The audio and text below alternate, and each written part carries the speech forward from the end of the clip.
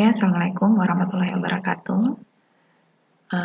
Jadi hari ini kita masuk ke bahasan materi dan perubahannya. Ya, kalau kita berbicara materi, kira-kira yang terlintas di benak atau di pikirannya kalian apa? Mudah-mudahan sih bukan tentang urusan uang semata ya, atau harta. Jadi materi dalam konteks ini lebih ke segala sesuatu yang menempati ruang dan memiliki masa.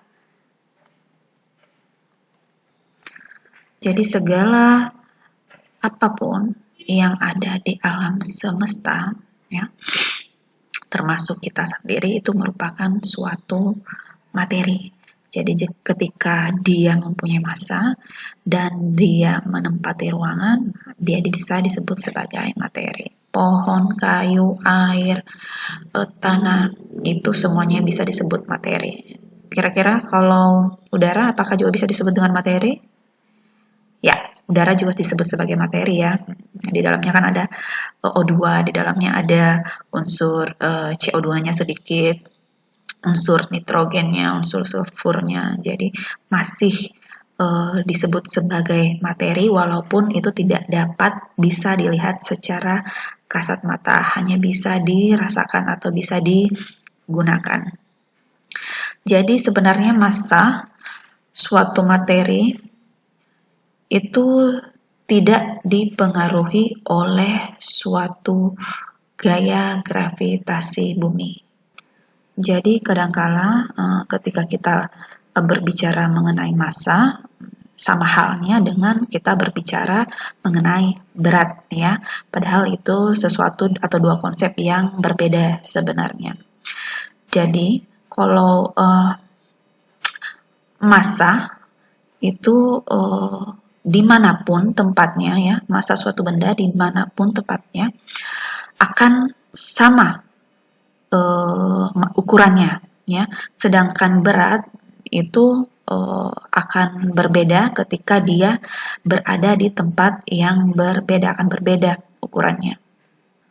Jadi massa ini tidak dipengaruhi oleh gravitasi bumi, sedangkan berat benda itu dipengaruhi oleh gravitasi bumi. Contohnya saja misalnya, di sini seorang astronot memiliki berat 10 kg ketika berada di bulan, dan ketika dia berada di bumi itu dia mempunyai berat sebesar 70 kg.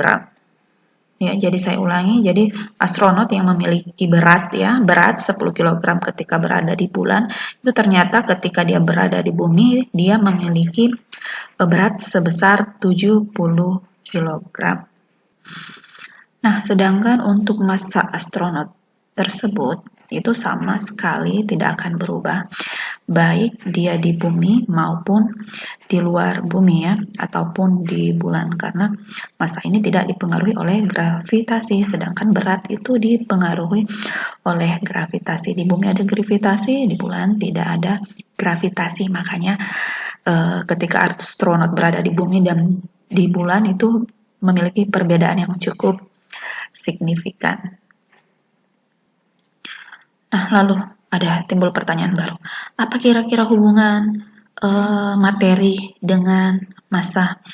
Nah, kalau untuk menjawab ini, kita bisa menganalisa beberapa kasus. Misalnya, beras yang massanya 0,5 kg ya, dengan beras yang massanya 1 kg, menurut kalian apakah jumlah materinya sama atau semakin banyak ya, beras yang massanya 0,5 kg dengan beras yang massanya 1 kg? Apakah jumlah materinya semakin banyak ataukah sama? Tentunya massa beras yang dengan 1 kg lebih banyak ya dibanding dengan massa beras yang 0,5 kg. Dan ini menandakan bahwa semakin besar massa suatu benda, maka semakin banyak pula materi yang terkandung di dalamnya. Jadi materi yang terkandung dalam 1 kg beras itu jauh lebih banyak dibanding dengan materi yang terkandung dalam 0,5 kg. Dan begitupun sebaliknya. Jadi kalau berdasarkan pemaparan tadi dapat dikatakan bahwa materi itu memiliki massa dan menempati ruang. Jadi banyak materi-materi lain yang bisa kita lihat. Ada bintang, ada bumi, tumbuhan, hewan, manusia, logam, bakteri, molekul, atom, itu termasuk materi ya, yang paling terkecil di alam semesta. Oh, masih ada yang lebih terkecil, elektron. Masih ada lagi, positron. Pada dasarnya, untuk sifat umum materi, itu umumnya dapat dianalisa secara fisik melalui indera-indera yang kita miliki. Misalnya saja indera penglihatan. Jadi kita dapat membedakan misalnya ukuran lemari yang berbentuk persegi dan misalnya dengan meja atau dengan lemari yang berbentuk kotak misalnya. Atau melalui indera penglihatan kita dapat membedakan baju yang berwarna hitam dan sepatu yang berwarna merah. Jadi atau melalui indera peraba kita dapat membedakan permukaan meja yang halus dan permukaan meja yang kasar. Kalau dari segi wujudnya sendiri, itu ternyata materi dapat dikelompokkan menjadi 3 ya, yaitu padat, cair, dan gas. Jadi perbedaannya ini dapat dilihat dari jarak dan pergerakan partikelnya. Ada sifat fluidanya, ya, bentuk dan volumenya. Nah, kita akan bahas satu-satu. Di bawah ini ada kolomnya. Nah, jadi bisa dilihat di tabel, ini adalah perbedaan ketiga macam wujud materi. Ada zat padat, ya, zat padat ya, tempat tidur, sisir kah, batu kah. Kemudian ada zat cair, minyak goreng, alkohol, bensin, solar. Kemudian ada yang berbentuk gas, udara, gas atau uap air. Itu contoh-contoh dari berbagai macam wujud zat materi. Nah, kalau kita lihat di sini, kita analisa dulu perbedaan dari ketiga wujud materi ini. Nah, untuk zat padat sendiri. Jadi, ciri-cirinya itu, yang pertama dia mempunyai bentuk dan volume ya tertentu ya. Dia mempunyai bentuk dan volume tertentu. Dia sifatnya rigid, kaku. Akan sesuai, dia tidak akan berubah kecuali dia dikenai suatu tekanan atau dikenai suatu tekanan, entahkah dipukul, entahkah dipalu, itu akan berubah sesuai lagi dengan tingkat kekerasannya. Kemudian yang kedua, jarak antar partikel sangat rapat, ya. Jarak antar partikel sangat rapat ya, atau jarak antar atom-atomnya ini sangat rapat. Jadi karena jarak antar partikelnya ini sangat rapat, maka partikel-partikelnya itu tidak dapat bergerak bebas. Dia terikat sangat kuat ya. Jadi awalnya dulu karena jarak antar partikel sangat rapat sehingga partikelnya tidak dapat bergerak bebas. Karena tidak dapat bergerak bebas, jadi dia akan mempunyai bentuk dan volume yang tetap atau yang tertentu ya, kecuali kalau dia diberi tekanan tertentu dia akan berubah lagi. Tapi berubahnya di sini hanya misalnya potongan kayu itu tetap sama susunan atomnya, yang berbeda itu hanya ukurannya saja ya. Susunan atomnya akan tetap sama, namun yang berbeda itu akan hanya dari ukurannya saja. Itu untuk zat padat. Kemudian ke zat cair.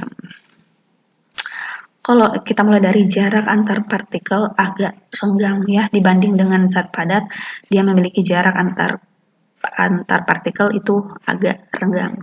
Jadi ikatan-ikatan antar partikelnya atau antar atomnya itu tidak sekuat dengan ikatan yang ada pada zat padat. Karena jarak antar partikelnya agak renggang, maka partikel-partikelnya ini dapat mudah atau bergerak bebas dibanding zat padat yang tidak dapat bergerak bebas ya. Karena partikel-partikelnya dapat bergerak bebas sehingga dia dapat berubah bentuk ya. Dia dapat berubah bentuk, artinya bentuknya itu tidak tetap tergantung dari volume atau tergantung dari wadah yang dia tempati. Sifatnya fleksibel, tidak rigid seperti zat padat. Nah, kemudian untuk zat gas. Ini bisa dilihat di bawah sini sebelumnya nih. Ini adalah contoh partikel-partikel padat ya, bentuknya teratur dan terikat satu sama lain dengan partikel di samping kiri kanan atas bawahnya. Kalau zat cair ini agak renggang ya, tidak serapat zat padat. Nah, beda halnya dengan zat gas. Jadi kalau zat gas, jarak antar partikel sangat renggang. Kalau zat cair renggang, kalau zat gas itu sangat renggang, jauh melebihi kerenggangan dari zat cair. Karena sangat renggang, makanya partikel-partikelnya dapat bergerak bebas ya, juga dapat bergerak bebas namun sangat cepat pergerakannya dibanding dengan zat cair. Sangat cepat sehingga dia tidak mempunyai bentuk dan volume tertentu ya, bergantung lagi tempatnya. Tapi sebenarnya untuk zat gas sendiri,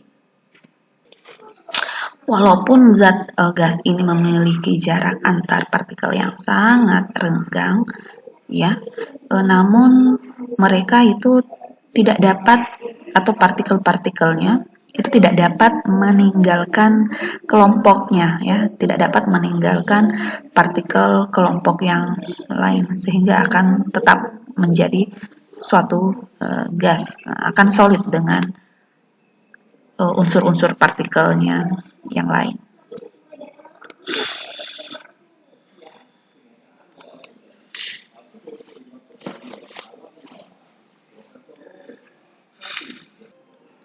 Nah, gas sendiri ini walaupun partikelnya bergerak bebas, itu namun dia tidak dapat meninggalkan anggota kelompoknya atau meninggalkan partikel-partikel dalam kelompoknya itu. Jadi mereka tetap akan solid walaupun jaraknya sangat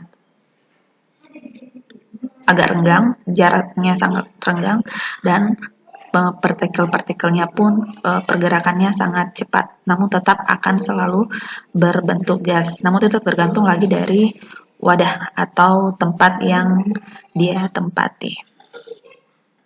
Jadi secara umum ini ya beberapa perbedaan dari zat padat, zat cair, dan zat gas. Namun perbedaan utamanya yang paling mendasar itu dari segi jarak antar partikel-partikel penyusun dari zat padat, zat cair, dan zat gas. Nah dari situ, dari jaraknya ini kita dapat menemukan atau menganalisa ciri-ciri lainnya. Entahkah dari pergerakan partikelnya, entahkah dari bentuk atau volumenya. Nah, kemudian kita masuk di sifat-sifat materi. Jadi, untuk sifat-sifat materi itu sendiri, sebenarnya ada dua macam. Sifat materi itu yang berdasarkan hubungannya dengan kuantitas atau jumlah suatu materi. Jadi ada sifat intensif dan ada sifat ekstensif ya. Jadi kalau sifat intensif itu lebih ke sifat yang tidak bergantung pada banyak atau sedikitnya jumlah zat atau materinya. Jadi menunjukkan keadaan suatu benda yang tidak tergantung pada jumlah yang diukurnya. Nah, sifat intensif ini dibagi dua lagi. Ada sifat fisis, ada sifat kimia. Kalau sifat fisis, ya sifat yang dapat diukur dan diteliti tanpa mengubah komposisi atau susunan dari zat tersebut ya. Jadi dilihat dari fisiknya. Ini sifat fisis. Jadi tidak akan mengubah komposisi atau susunan zat tersebut. Jadi misalnya begini, kawat tembaga yang dapat dibengkokkan, namun tidak dapat dilakukan pada sebatang lilin karena lilin tidak dapat bengkok tetapi patah. Jadi ada beberapa sifat fisis dari suatu materi ya, misalnya saja kerapuhan, misalnya dari wujudnya, warna bendanya, massa jenisnya, titik leleh, titik didih, dan sifat lainnya, pokoknya hal-hal yang bersifat fisis atau bentuknya. Sedangkan sifat kimia adalah sifat yang menunjukkan kemampuan suatu materi dapat bereaksi dengan materi lainnya, ya, kemampuan suatu materi itu bereaksi dengan materi lainnya. Jika misalnya ini ada bensin, kemudian ada api, itu akan gampang tersulut. Jadi dapat dikatakan bahwa sifat kimia bensin itu mudah terbakar. Jadi ini lebih berhubungan ke kemampuannya dalam bereaksi dengan materi lainnya. Jadi contohnya adalah ke elektronegatifan. Ini dalam suatu atom ya, kemampuannya dalam menarik atom yang lainnya. Ada kereaktifan, bagaimana dia dapat reaktif terhadap atom-atom lainnya. Ada juga energi ionisasi, ada energi ikatan, kemampuan dalam mengikat suatu atom lainnya. Ini contoh sifat kimia, ini lebih ke sifatnya si atom, saya lihat di sini. Kemudian ada sifat ekstensif. Nah, untuk sifat ekstensif sendiri ini tidak tergantung atau sifat yang bergantung pada banyak atau sedikitnya jumlah zat atau materinya ya. Jadi dia bergantung pada jumlah atau ukuran materinya. Kalau sifat intensif tadi dia tidak bergantung pada jumlah yang diukurnya. Jadi contohnya untuk sifat ekstensif ini misalnya apa ya? Ada volume ya, jadi semakin besar ukuran suatu materi maka semakin besar volume tersebut. Ada juga berat, ada juga massa jenis. Massa jenis. Ada suatu wujud, ada suatu berat, ada ya massa ya. Kalau di sini tadi sifat fisis massa jenis ya, itu berbeda dengan massa di sini. Massa jenis di sini lebih ke kalau setiap zat itu sebenarnya dia memiliki ukuran tertentu ya, kemampuannya dalam bereaksi. Nah, ketika kemampuannya bereaksi ini dilihat dari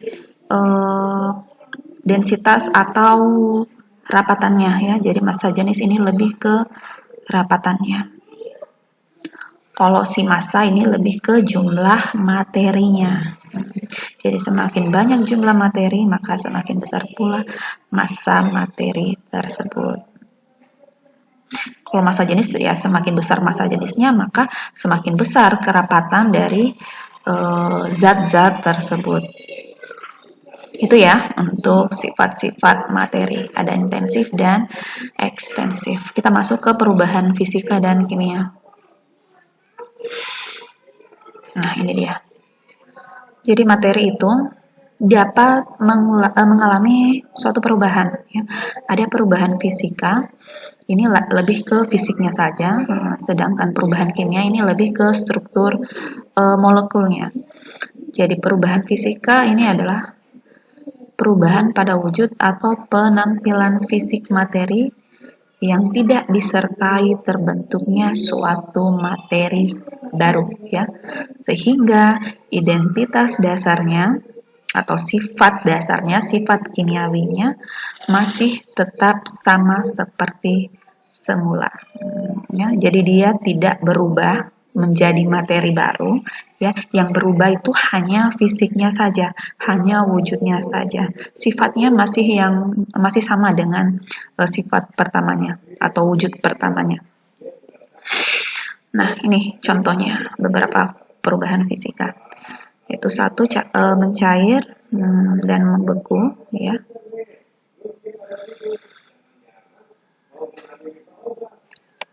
Nah, ini jika es yang pada dipanaskan akan mencair dan air akan kembali membeku jika didinginkan pada suhu tertentu. Ya, jadi air dan es batu, ya, yang berbeda itu hanya fisiknya saja. Air cair, es batu padat, namun komposisi zat di dalamnya, komposisi partikelnya itu akan sama. Air H2O, kemudian untuk es sendiri itu tetap juga H2O, jadi sama bahannya, sama partikelnya, tidak ada perubahan sama sekali. Yang berubah hanya dari segi wujudnya saja. Kemudian ini ada juga menguap dan mengembun. Ya, kalau menguap ya perubahan wujud dari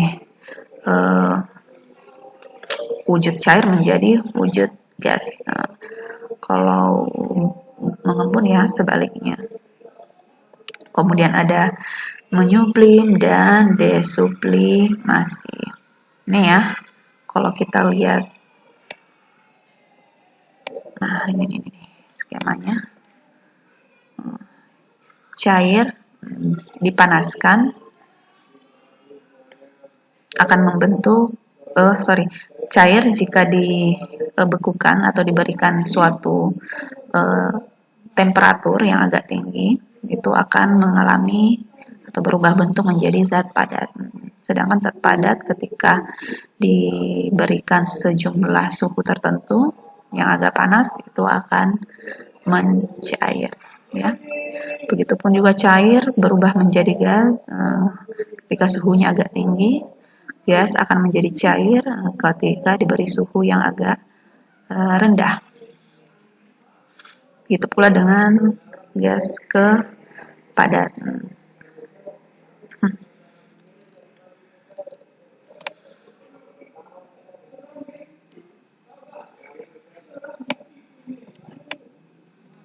Oke, next.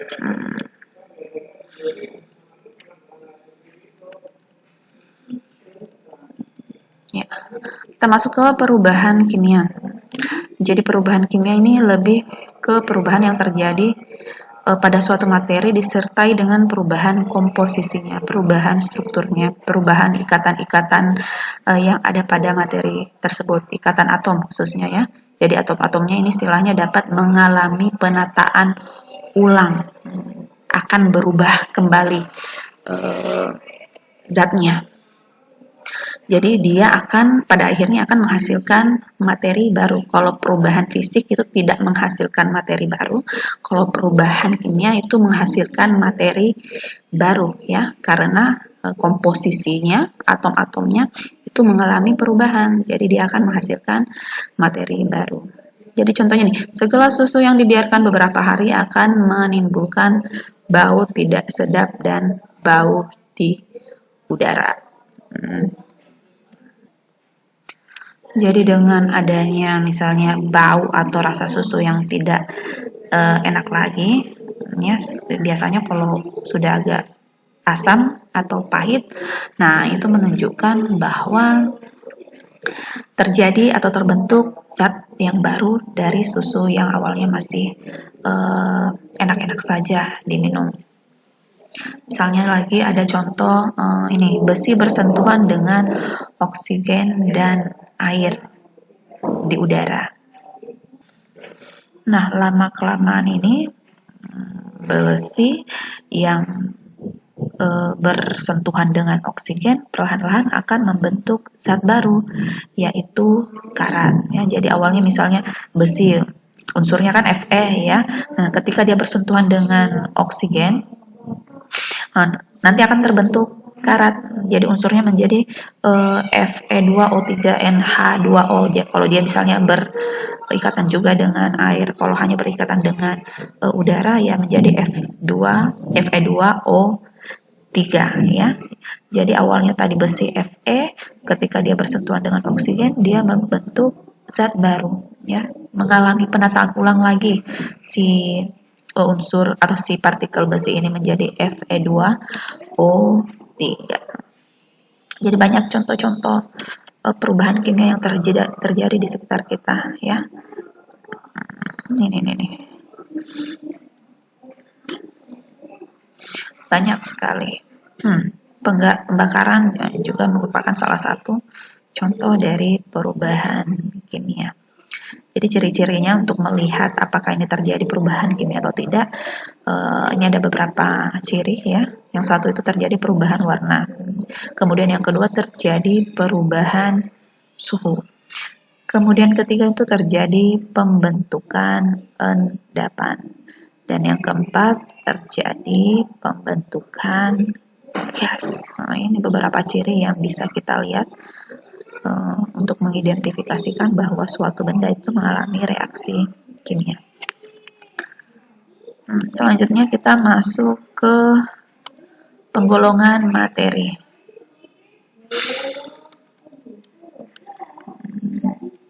Nah, jadi untuk penggolongan materi sendiri berdasarkan komposisinya itu materi diklasifikasikan menjadi dua.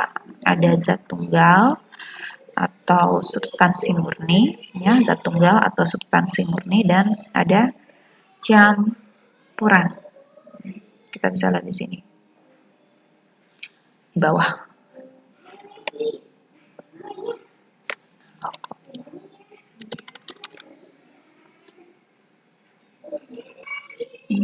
Nah, ini dia ya. Materi terdiri dari substansi murni dan campuran ya. Kalau substansi murni ini sendiri terdiri dari unsur dan senyawa. Unsur atau materi atau zat tunggal ini yang tidak dapat diuraikan kembali menjadi zat lain yang lebih sederhana ya, karena dia tunggal. Jadi tidak bisa lagi disederhanakan atau diuraikan. Ada misalnya oksigen, ada nitrogen, atau misalnya Fe, misalnya juga baja, hidrogen, fosfor, belerang, tembaga, partikel-partikel unsur yang disebut atom itu adalah unsur ya. Nah, sedangkan senyawa ini lebih ke gabungan zat atau gabungan materi. Jadi biasanya ini terdiri dari dua unsur atau lebih, tapi dengan perbandingan tertentu dan biasanya tetap. Dan sifat-sifat pembentuknya juga memiliki sifat yang berbeda dengan sifat senyawanya sendiri. Ya, jadi misalnya NaCl, unsur Na dan unsur Cl itu satu sama lain berbeda ya. Nah, ketika mereka bergabung, NaCl garam ya memiliki perbedaan yang besar dengan unsur awalnya yaitu Na dan Cl. Itu contohnya senyawa. Misal contoh lainnya CO2, air, H2O, gula, garam, NaCl. Ini adalah beberapa contoh dari senyawa. Sedangkan untuk campuran sendiri ini lebih ke gabungan antara dua macam materi ya atau lebih, dengan sifat-sifat campurannya masih memiliki sifat-sifat asli dan atau sifat-sifat asli zat pembentuknya. Jadi campuran ini dapat dibedakan menjadi campuran homogen dan campuran heterogen. Kalau campuran homogen ini lebih ke gabungan dua atau lebih zat tunggal itu dengan perbandingan sembarang ya. Jadi partikelnya ini menyebar merata sehingga nanti akan terbentuk satu wujud atau satu fasa ya. Jadi fasa ini merupakan keadaan di mana materi menjadi homogen. yang sifat dan komposisinya itu sama antara satu bagian dengan bagian lain, antara misalnya di bagian atas dengan di bagian bawah itu akan satu atau akan sama sifat dan komposisinya. Sedangkan heterogen sendiri ini gabungan dua atau lebih dari zat tunggal, ya. Dia perbandingannya sembarang atau bervariasi dan memiliki perbedaan fasa. Kalau contohnya tadi homogen itu ada campuran dari gula dan air. Ketika gula dan air dicampurkan itu akan terlihat seragam semua, tidak ada perbedaan di setiap bagian dari campuran gula dan air itu, ya. Aseton dan air pun juga begitu, udara ya, di dalamnya ada CO2, di dalamnya ada O2, di dalamnya ada unsur karbon, akan sama satu fasa, tidak terlihat berbeda dalam satu bagian itu sendiri. Kalau heterogen itu akan berbeda. Nah, jadi misalnya contohnya gula dan pasir, dia tidak seragam sifatnya ya, masih kelihatan perbedaannya. Pasir dan semen, nasi campur ya, sangat jelas ini malah perbedaannya. Atau misalnya apa lagi ya?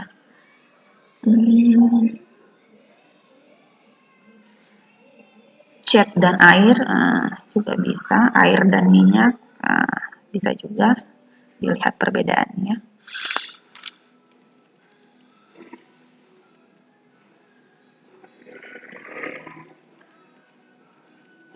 Oke, next kita masuk ke pemisahan campuran.